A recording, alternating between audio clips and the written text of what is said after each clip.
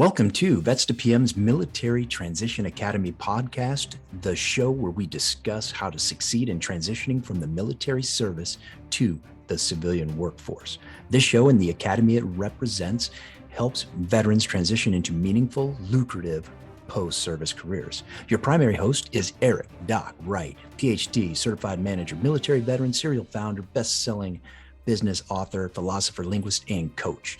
Your other host is Jeremy Burdick, project management professional, scrum master, product owner, and retired Air Force chief, and the current COO of Vets to PM and the Professional Development Unit University, where we will interview veterans successful in corporate America and business to bring you nuggets of wisdom every episode to make you more successful. Next, let's introduce today's guest. Our guest today is Sam Peterson, is an accomplished business leader and former explosive ordnance disposal technician in the Army. And after deploying 3 times in Afghanistan and witnessing mental health struggles of the fellow service members, Sam developed a passion for improving the mental health system. With a desire to create a comprehensive care environment for veterans and first responders, Sam earned his MBA from Regis University in Denver, Colorado, and dedicated himself to the development of Mind Spa and Outpatient Psychiatric Clinic. He believes that the unique challenges and needs of the population require specialized care and is committed to the providing of safe and welcoming environment for veterans and first responders to receive the care they need. Through his dedication and expertise, Sam is working to make a meaningful impact on the lives of those who have served our country. It's an exciting episode. It's fun, and I hope you enjoy.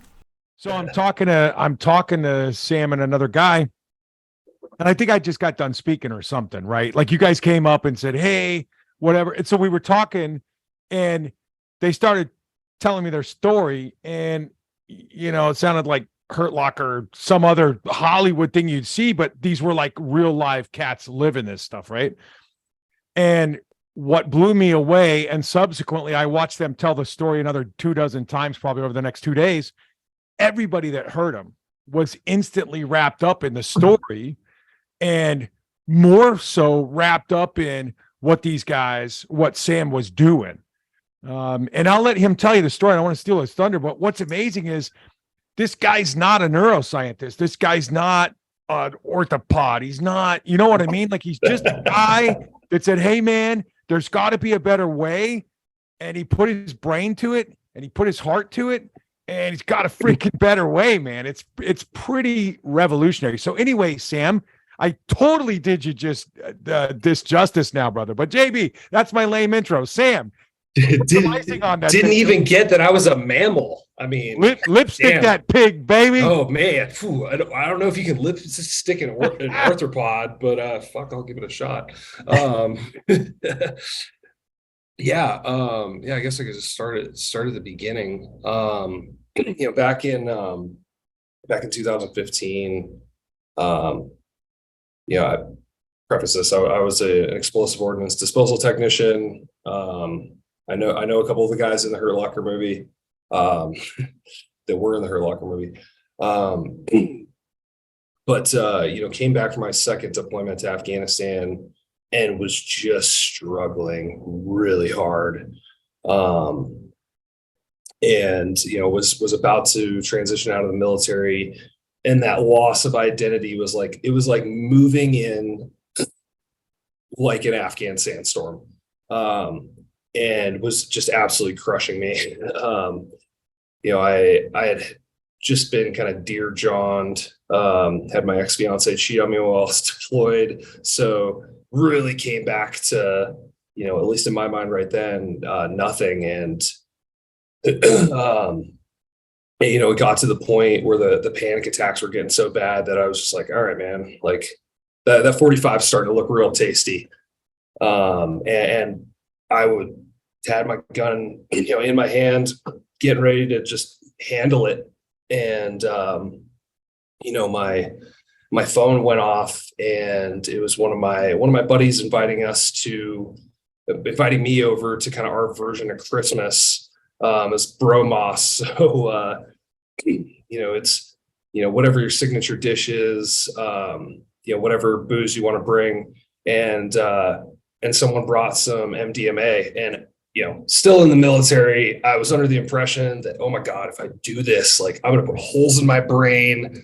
Everyone who does drugs is bad. And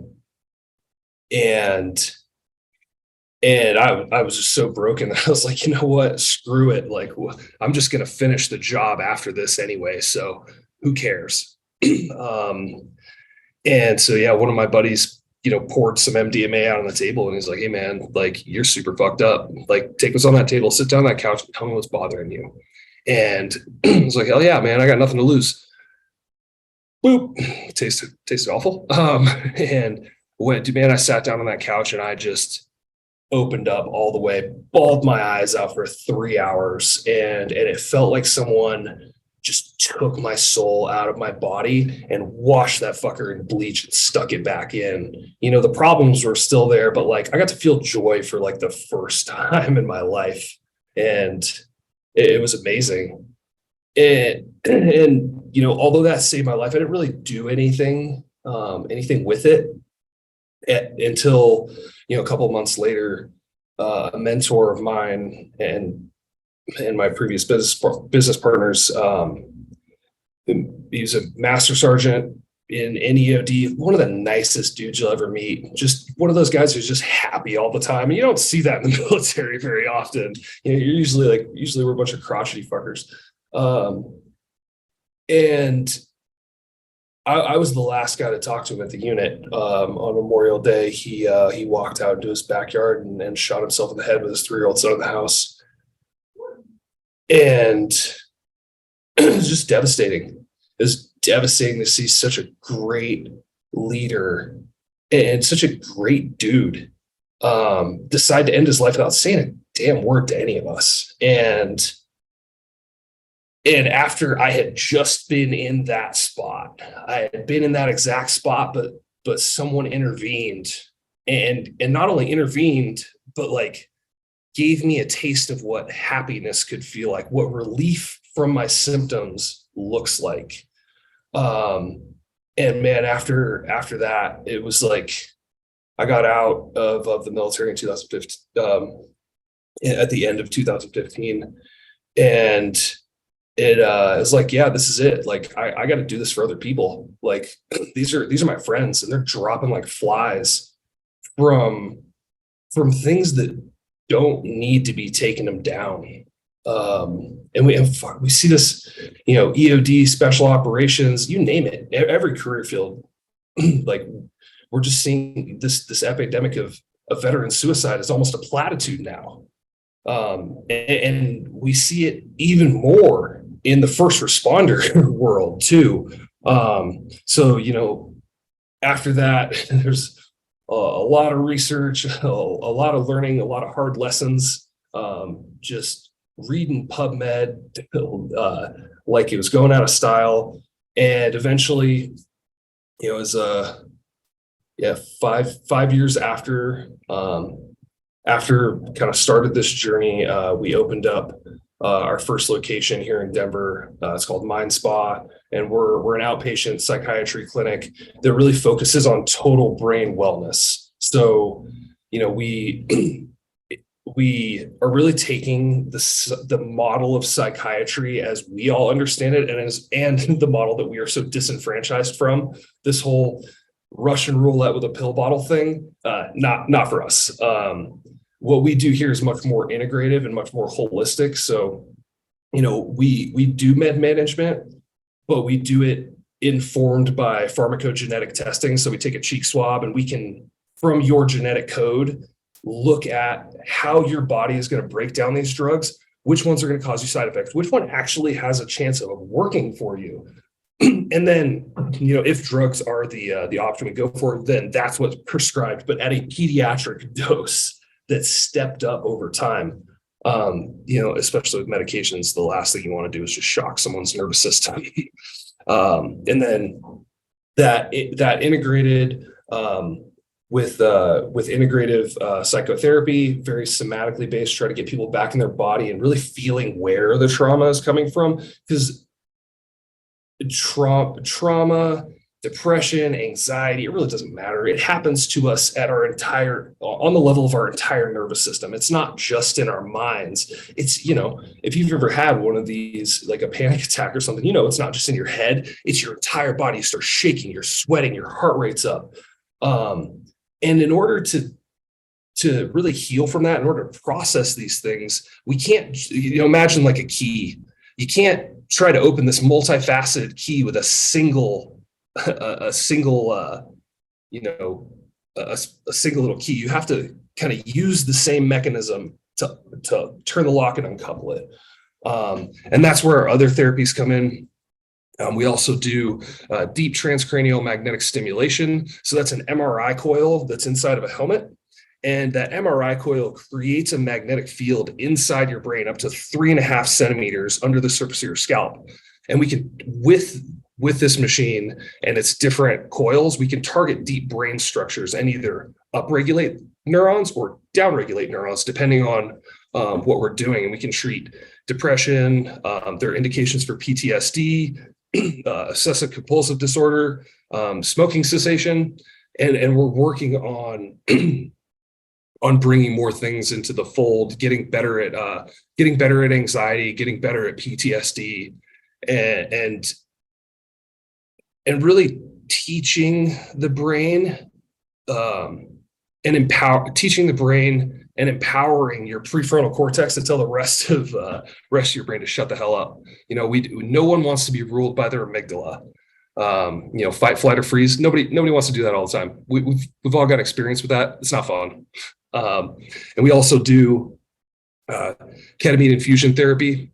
And the way that we do ketamine, and this is kind of the introduction into that psychedelic medicine piece. The way that we do ketamine is entirely experiential. If you go to most psychiatric clinics who do ketamine, and there are quite a lot of them, whether it's intranasal with Spravato, intramuscular injections, or IV, 9 times out of 10, you go into one of those places, you're going to walk into a sterile office environment that just doesn't, it just is that. It's a sterile doctor's office, and you're administered this incredibly powerful dissociative anesthetic that is very psychedelic in nature. And it's kind of like, all right, cool, like have fun around the 10th ring of Saturn, hope it's a good trip. That's the opposite of what we do. So for us, it's an entire full sensory experience. Again, we're talking about activating the nervous system so that real processing can take place. And when I say real processing, I mean decouple, like get space from your symptoms so they can be dealt with on a permanent basis. We're not interested in this whole model of someone coming back into the clinic over and over again. So like we've got, I actually got it right here. We've got some haptic systems that our patients can wear. So this little bad boy's got subwoofers in it. So you can feel the music that's being played, like feel it in your body, and honestly, super, super calming. So, hey, Sam, real quick. Yeah. So, hey, Sorry, everybody. I'm getting off. So Sam plays a good-looking doctor on TV, right? But none of this stuff, at least from Jeremy's and I point of view, the MTA, man, is not medical advice, right? So, Sam, with all that said, dude, tell me what MDMA is, bro. What's the acronym you used earlier? What did you use? What did you say? What the dude poured it down on the table for you? What was it? MDMA. What is it? MDMA. MDMA. MMDMA. Man, I gotta hold on. Let me get the chemical name here. So MDMA, methyl discotoxamphetamine thing. Hold on. Dang, Burdick plays his neurologist on TV. Dang. I'm kidding. It's so 4-methylene dioxymethamphetamine, MDMA. It was actually discovered, it was actually synthesized by the Nazis in World War II they were trying to create a meth derivative so they could get soldiers to stay up longer. Okay.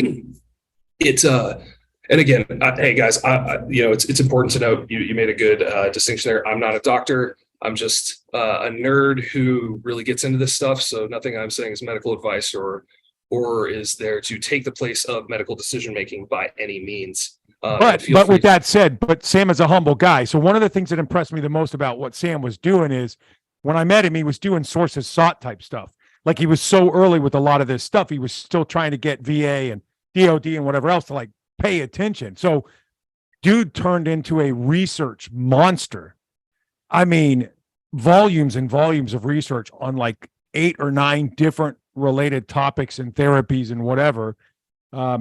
And what, Sam, you were in that hole, you crawled down in that hole like 9 months, right? Like, so what he ultimately was able to do is he created enough of a working background now that he was able to bring together all these disparate kinds of docs whose first reaction wasn't, ready, fire, aim, shoot the drug medicine gun at him, right? Like it was comprehensive. They could look for holes and then they could treat the holes. I mean, that alone was monumental, I thought. Sam, that was one of the most impressive things, dude. Oh, thanks, man. Yeah, I mean, it's been great to really put this together and see the community's reaction has been overwhelmingly positive. I don't think I've had a negative comment yet. Just because we're very thoughtful about how this practice runs. And I want to pop back to that MDMA thing because I think it is important to note. So if everybody isn't familiar with MAPS, the Multidisciplinary Association for Psychedelic Studies, they are in the second phase 3 trial with the FDA for MDMA for PTSD. And the numbers coming out of those trials are insane. I don't want to misquote this, but I believe it was 67% of the participants in these phase 3 trials no longer qualified for the PTSD diagnosis after treatment. Like, holy shit. Like, psychiatry hasn't had those kinds of numbers. Like, if you've ever heard of the STAR-D study, largest longitudinal study on antidepressants ever done. It was like, all of the different pharmaceutical companies were like, hey, ours is better. And they stuck them on a line and they tried them on like 3,000 people. And what they found is that the very best case for an antidepressant, and this is like blindly, so a psychiatrist goes, all right, cool, boop. Your very best chance of reacting to a psychiatric drug for depression is 33%. That's on your very best day. That's the first med trial. We go down to the second med trial, and that number goes down to about 26%. Third one, I believe we're down to 16%. By the time you get to your fourth med trial, and you all know people who have been on like 12 different drugs, 4%. It was either 4 or 6. Either way, single digit, not great.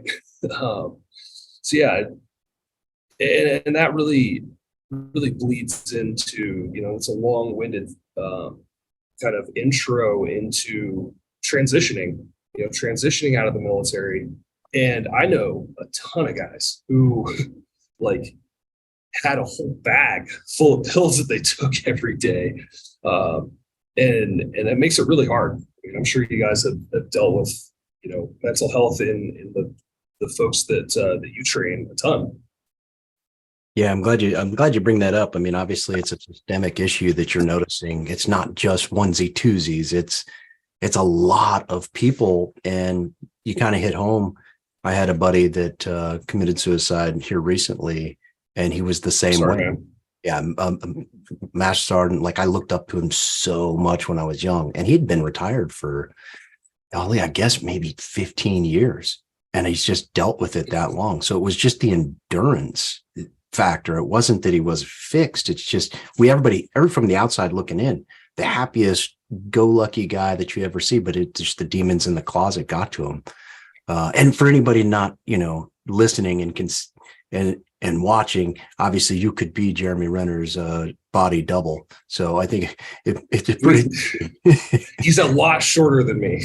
Yeah. So it's actually it's funny you should say that, because like I made a joke. So the Hurt Locker came out right when I was going through EOD school. Wow. And it actually turns out, so have you ever seen the movie Tag? Yeah. It's like about the buddies who have the tag game. So yep. Jeremy Renner, they're all from my hometown of Spokane, Washington. So if Jeremy Renner tries to steal my identity one more fucking time, we're gonna he's unfortunately gonna get a call from my attorney.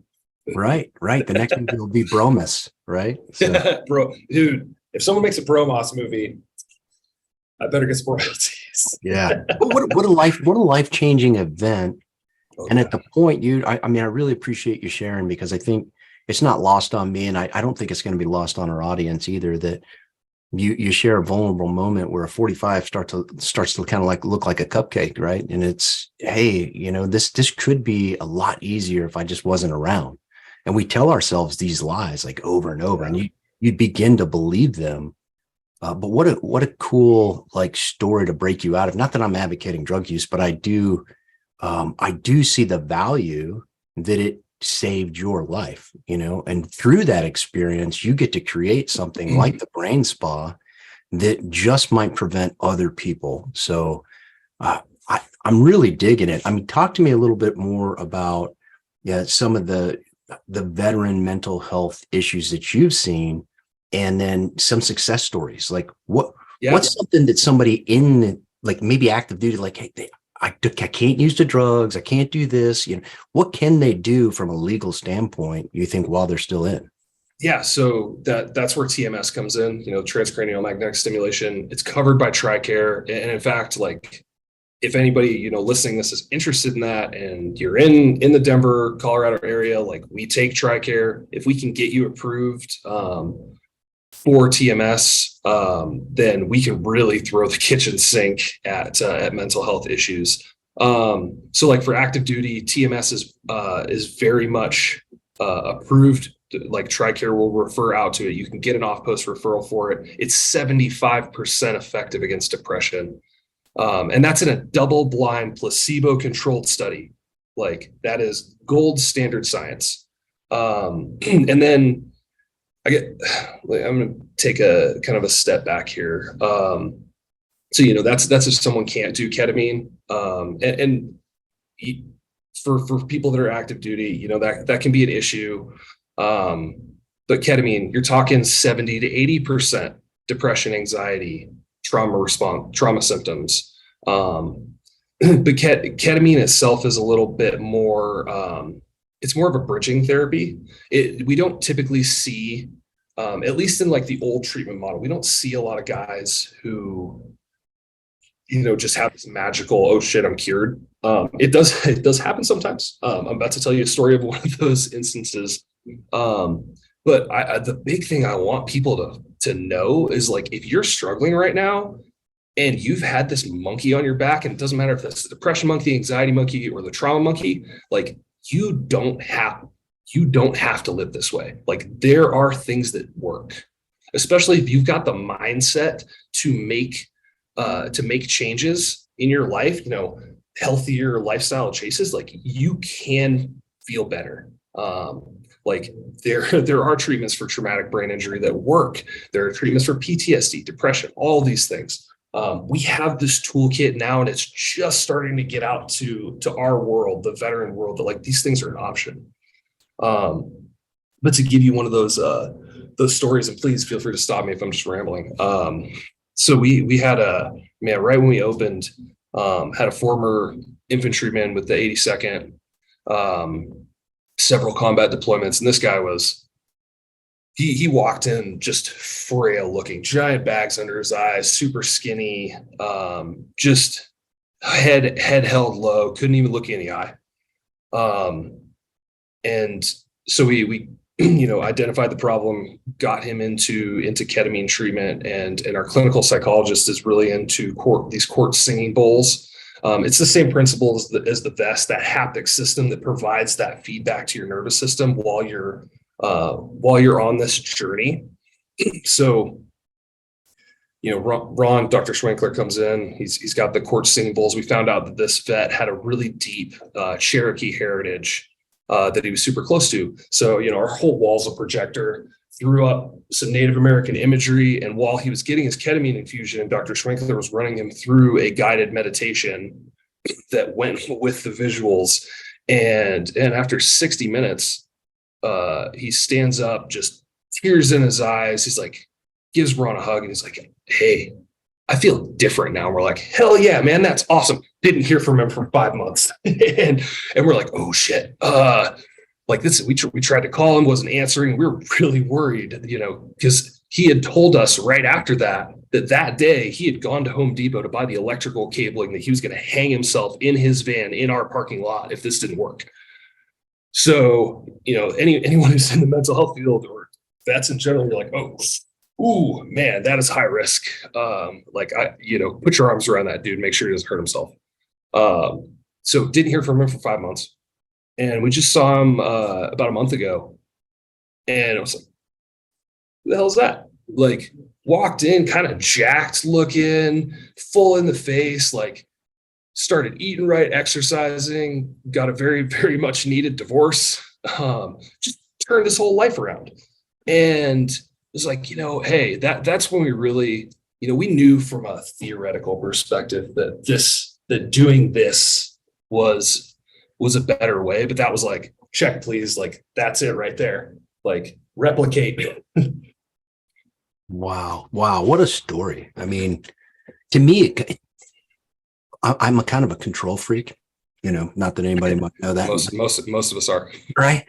It scares me to death to like, one, get locked in a chamber, two, get locked out of my own mind through some kind of chemical. And then three, like, how will I react? And it's most likely three is that fear that just absolutely would say, dude, there's no way you're sticking that in my skin.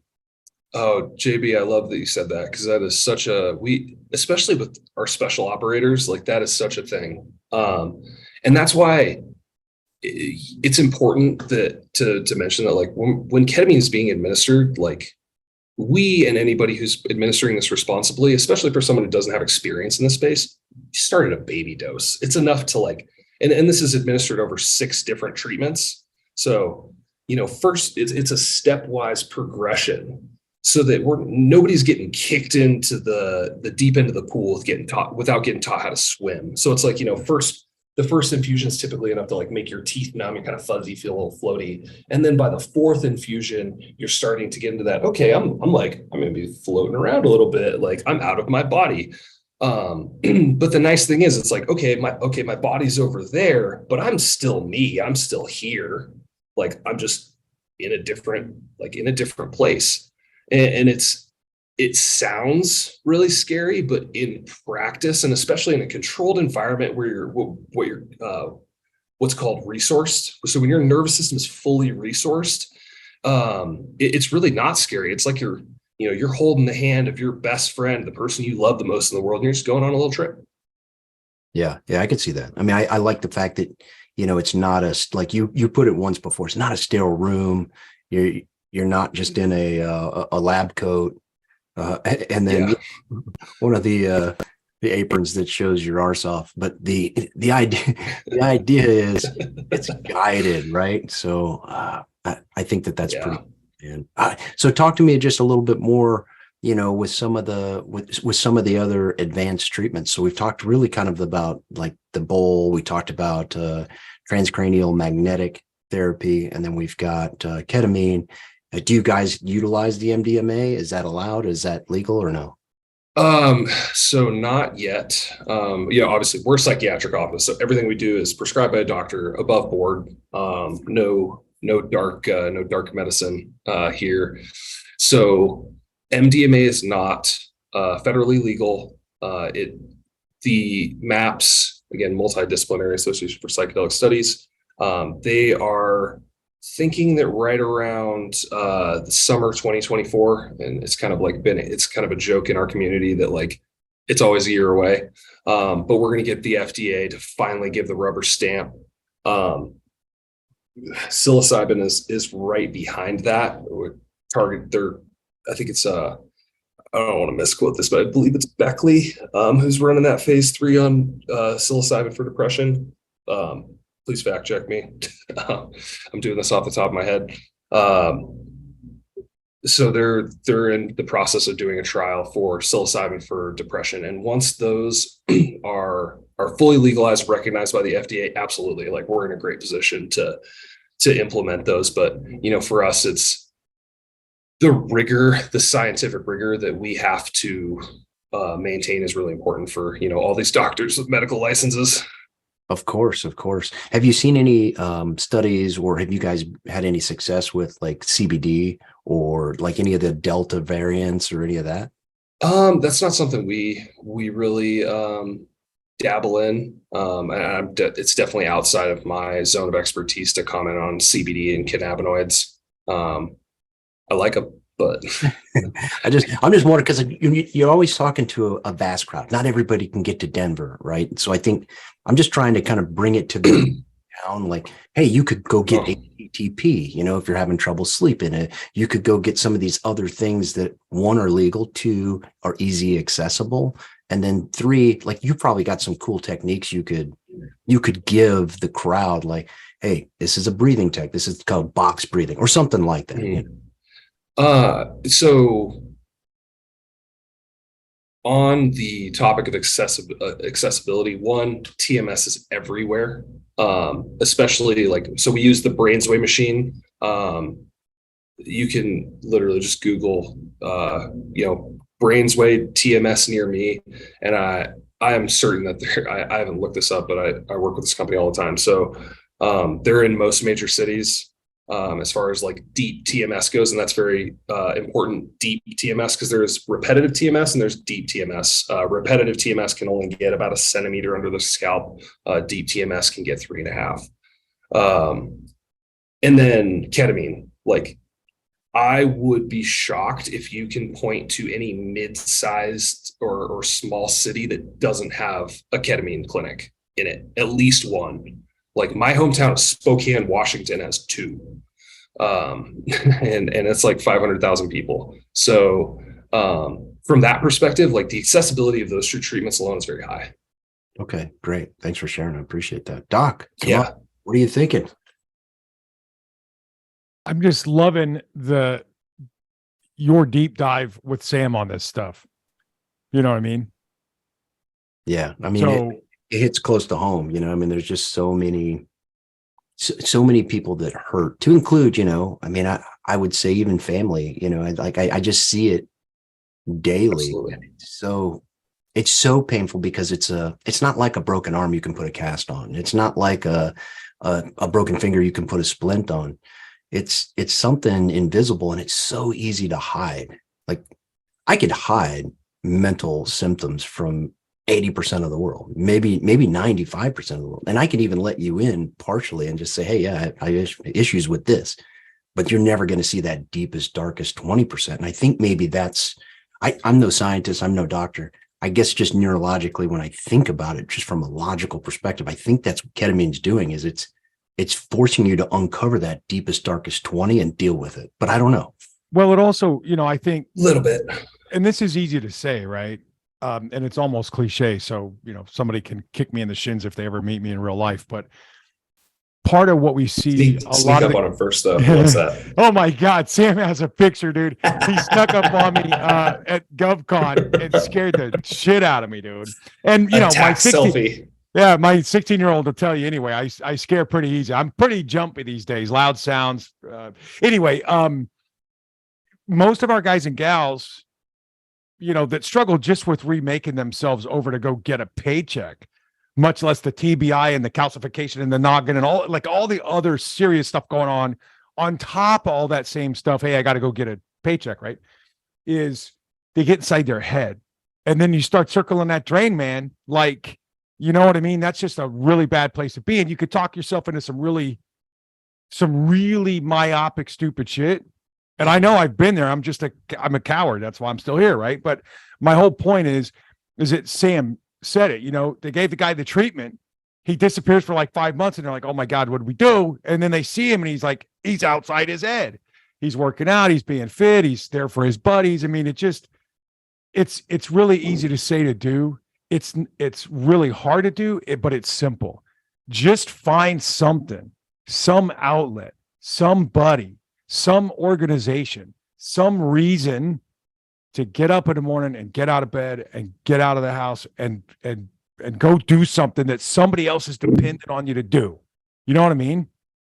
I think that's a really good point. And another thing that comes with that is a big thing that, God, we've all heard it so many times, is like, I don't want to take up resources for someone who's suffering more than me. Please, I hope I never have to hear that again, because like people don't understand the impact that they have on their family, and just like how much being in a really bad place affects everyone around you. And I think that all of that, it really starts, because we're just so used to dealing with suffering. Well, it's like, all right, cool, just throw Embrace another the suck, right? Like, yeah, throw another couple pairs of socks in the rucksack. It's fine. And by the end of it, you're carrying 200 pounds. So it really starts with an honest assessment. And that looks as simple as this. Okay, like take a minute, breathe a little bit, close your eyes. Am I where I want to be right now? Do I want to feel this way? Is the way that I'm viewing the world optimal for me and for the people around me? If the answer to that question is no, get your ass to a therapist. Like, and one that's obviously culturally competent, who has experience with vets is always a good thing. And also, like, if you never really understand how much better your life can get if you just get a little bit of help and just get a little bit of space from that crushing ass weight that has been holding you down. And your wife will thank you, your kids will thank you, your best friend will thank you. Everyone's gonna thank you if you take care of you first. Like, that's when the mask dropped down on the plane, you put your own mask on first.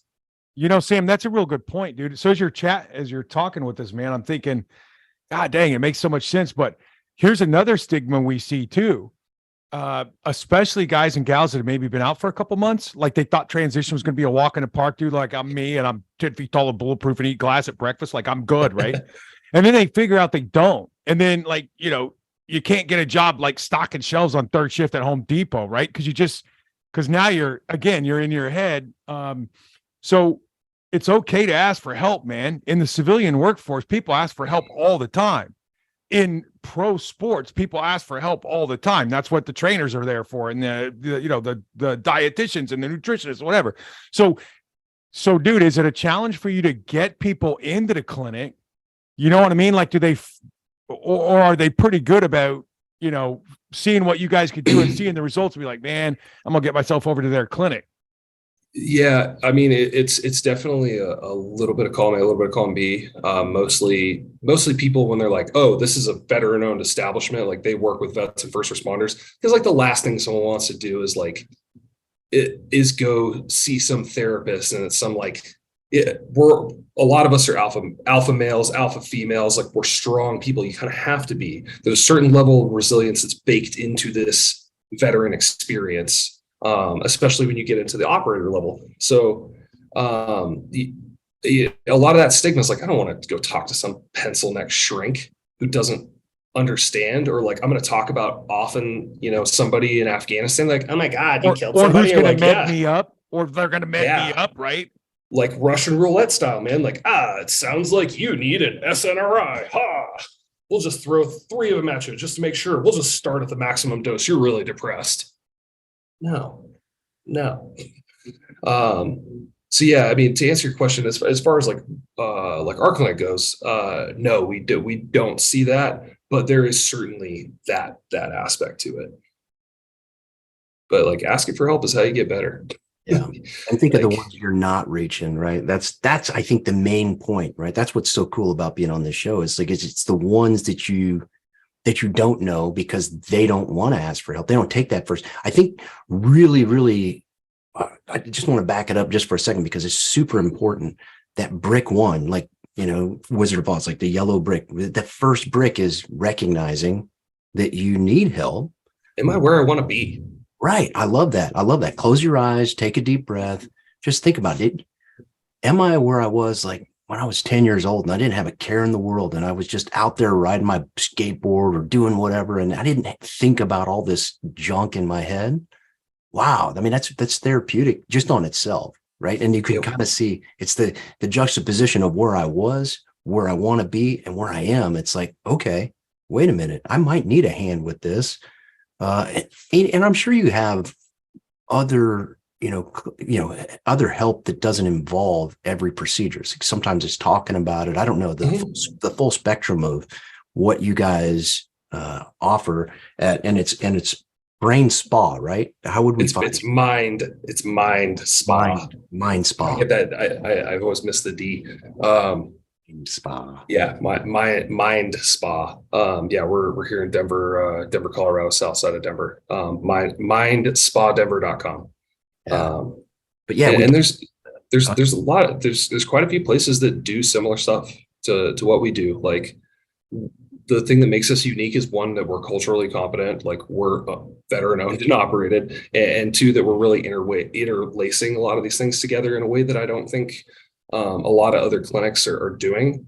So yeah, I mean, guys, there's help out there. Like, you don't need to, like, I can't stress that enough.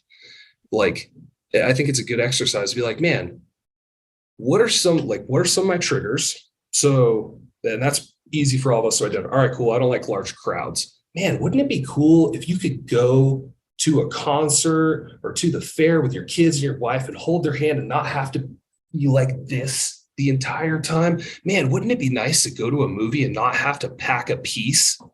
Like, because you're just, hey, man, I don't know. People are crazy. Man, wouldn't it be nice to just have some peace of mind? Like, and if the answer to that question is yes, go to the spa. Hey, go to the spa, dude. So the docs are busy doing their doc stuff, man. And you're the visionary guy, the business guy. So, like, any plans to scale this thing, dude? Like, are you coming to a city near you or what? Well, we if anybody's, right now we're in a capital raise to build this clinic out here in Denver more. So, hey, anybody who's looking to fund an innovative mental health company, send them my way.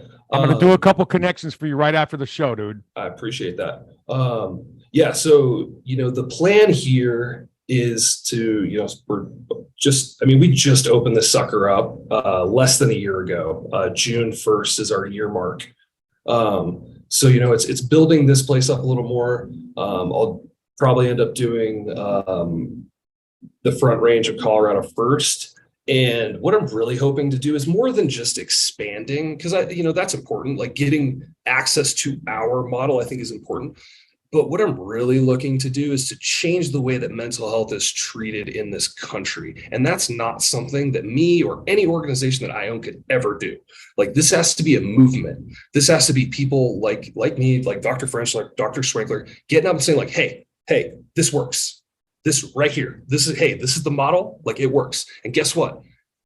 Like, I don't really give a shit if I'm giving away my secret sauce, because 1 in 4 people in the United States of America suffers from a mental health disorder.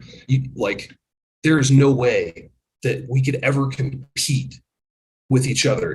Like, I have a competitor that's literally on the corner, like a half a mile away from me. Never knew they exist until last week. You know why? Because there's so many people hurting. There is no competition here. We're providing like a service, and where I get really passionate about this is, like, I want people to hear, to hear what we're doing and, like, really think about, like, hey, maybe if I just integrated two of my treatments in my clinic in, like, West Alabama, maybe I could help people a little bit more. Like, that's how you change mental health. It's not about bogarting the joint. It's about passing it to the left. Well said. Well said. I do think, it's kind of like churches, right? They're not in competition with each other, right? They've got a common enemy, and you can band together to the Democrats, right? Sorry, that's too easy. I love it. Yeah. Ultimately, you're speaking true words. Is the enemy is mental illness. It's not the clinic to your left, So I agree with that. What a great, oversight of business and the landscape and the market capitalization that you do have.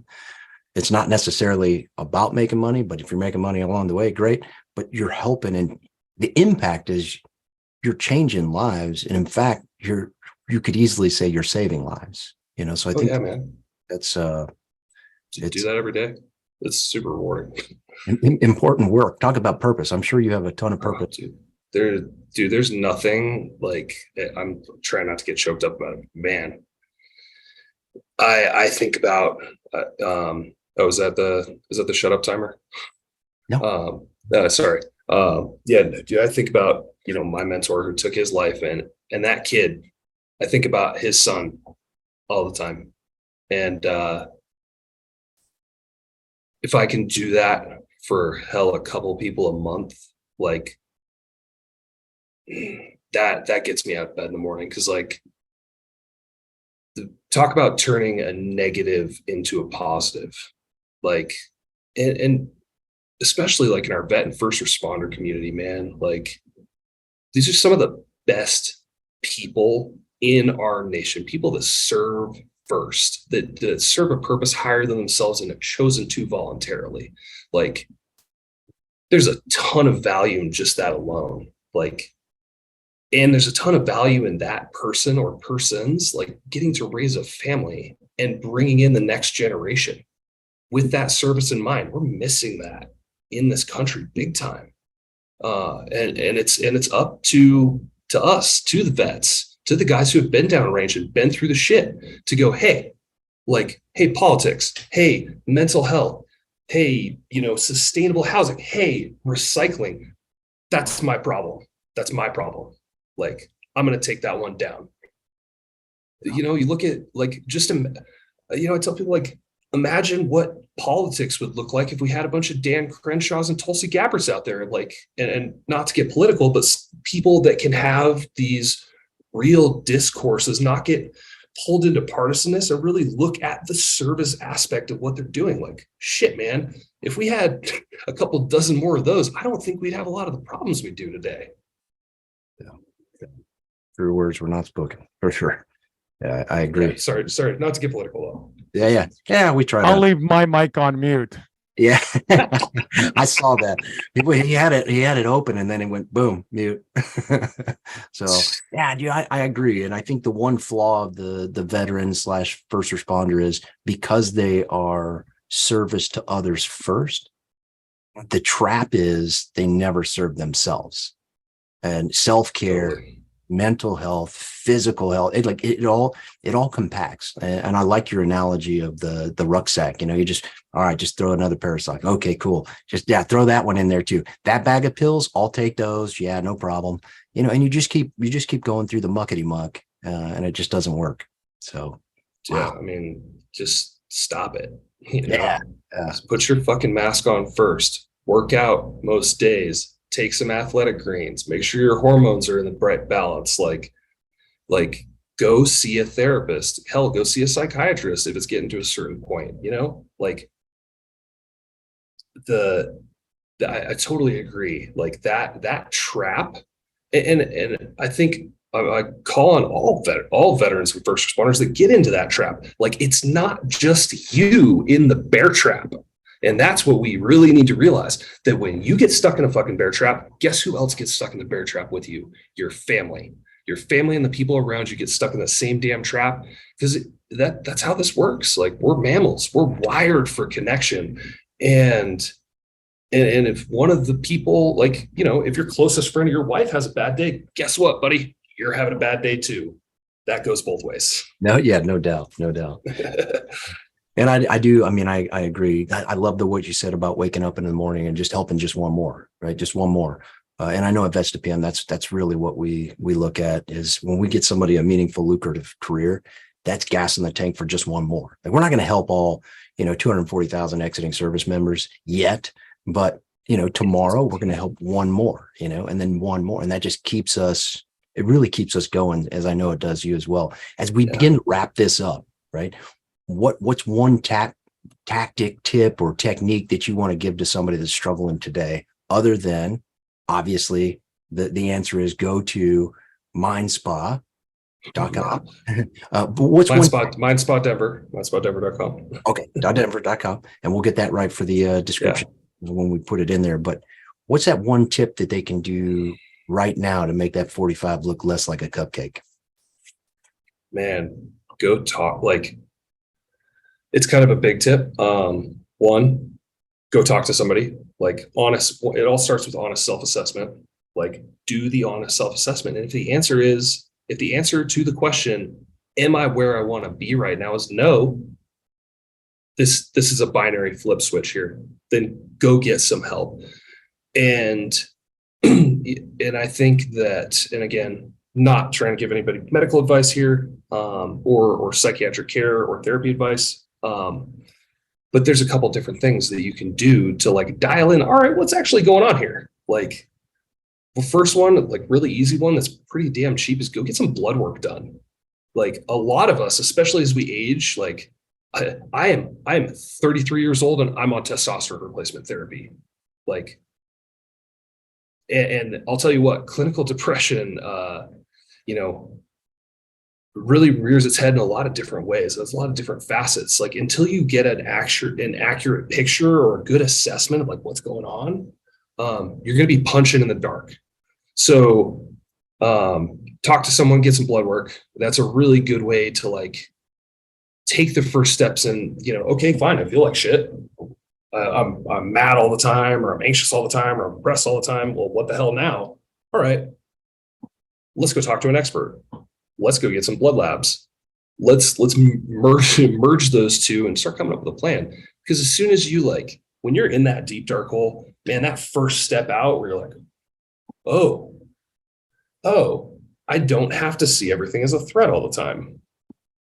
So yeah, sorry, that's a little long-winded. No, it's a great tip. And in fact, let's just expand on the blood work just a touch.